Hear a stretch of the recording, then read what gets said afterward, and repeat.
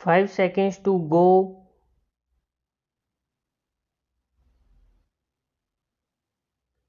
Start. It is just over a month ago that we had assembled to participate in the inauguration of this UNESCO seminar on rural adult education.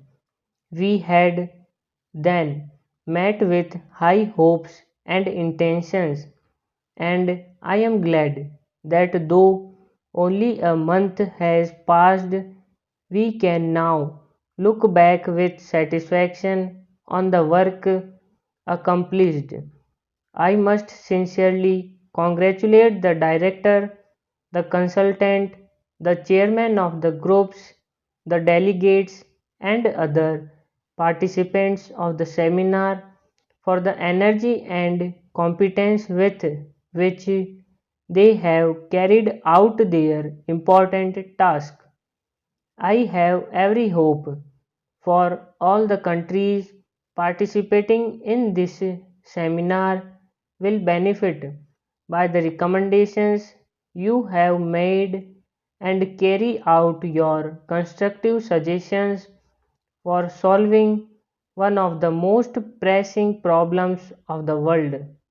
I can assure you that so far as India is concerned, we shall examine every one of your recommendations with care and sympathy in order to give effect to them as far and as soon as may be possible.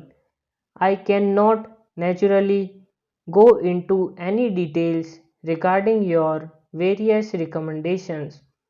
They are the result of hard work and careful thought and deserve close attention before any judgment is passed on them. I must, however, express my sense of satisfaction for the way in which you have sat down to work and divided the different aspects of a colossal problem for study by special groups. The provision of literacy may not by itself be enough for the education of adult, but there is no denying that it is the education of adult.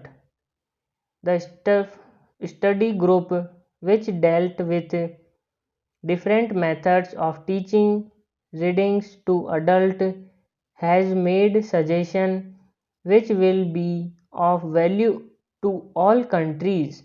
The second group, dealing with specific problems of health and family life, has discussed questions which are vital for any scheme of social welfare.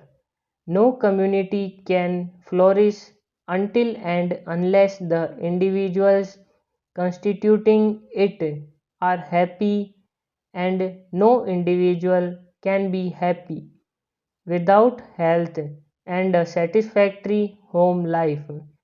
Women have a special role to play in this, and I am glad to hear that your group has not overlooked the imperative necessity of securing to women an adequate knowledge of homecraft and health. The third group, dealing with the economic aspect of rural adult education, has attacked what is perhaps the most immediate concern to all rural adult educators of the free India. I must not, however, anticipate the action which different governments may take on your various recommendations. So far as India is concerned, I can say that I am greatly impressed by a suggestion made for the setting up of some centralized agency to guard against the possible dissipation of energy, enthusiasm, and competence through unnecessary duplication of efforts. I have felt that some such agency is necessary to advise the states and the provinces of the Indian Union not only on the general principle of education but also on the coordination of steps, procedure, and methods in order to achieve the best result at the minimum cost. Another topic discussed in the seminar which has appealed to me and which I propose to pursue in our country is to setting up of some machinery to carry out a vocabulary study of the different Indian languages with a view to finding out what words are most commonly used in different parts of the country. I may tell you that even though there are 13 main languages recognized in our constitution, these languages cannot by any means be regarded as completely aligned to one another. They have largely common vocabularies, and if allowance is made for the mutation due to the factors of space, time, and pronunciation, the number of common words will be larger still. I have some time had in mind a plan for the collection of common Hindi words which are found in all the other Indian languages. I am convinced that when this work has been accomplished, the non Hindi speaking people of India will find that they already possess a large vocabulary of Hindi words, and with the addition of a few more common Hindi words, they can acquire without difficulty a working knowledge of Hindi.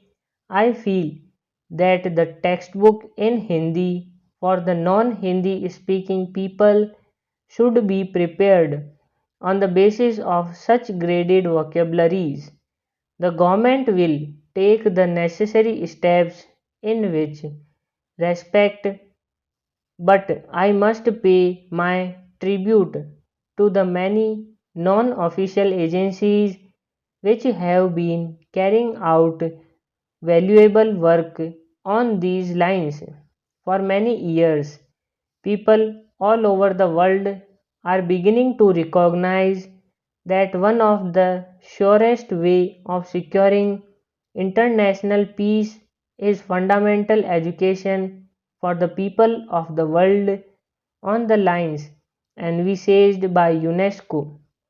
UNESCO has already begun this program. Now more remains to be done, and I hope that its service will be available to all the members and even non-member states by the provision of charts, visual aids, posters, and other illustrated material to impart social education in the fullest sense of the term. Stop.